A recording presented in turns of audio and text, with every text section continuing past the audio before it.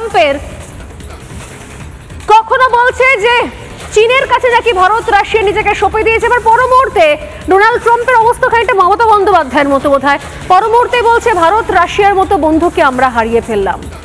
We have lost India and Russia. Bharat রাশিয়ার মতো বন্ধুকে হারালাম, সঙ্গীকে হারালাম।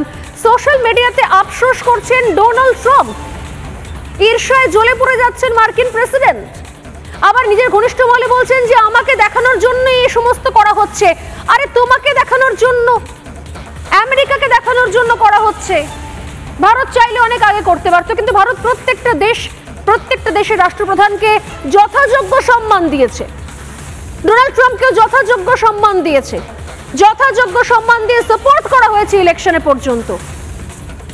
তারপরও যদি কেউ না শোধরায়, যদি কেউ সবসময় প্রত্যেক মুহূর্তে নিজের কলার তোলার জন্য, নিজের ক্রেডিট নেওয়ার জন্য মিথ্যের পর মিথ্যে বলে যায়, সেইটা সহ্য করা ভারতের কাজ নয়। তা সে যেই হোক না কেন, যত বড়ই দেশ হোক না কেন, আর যত বড়ই রাষ্ট্রপ্রধান হন না কেন, ভারত মিথ্যেকে কোনোদিনও স্বীকার করেনি।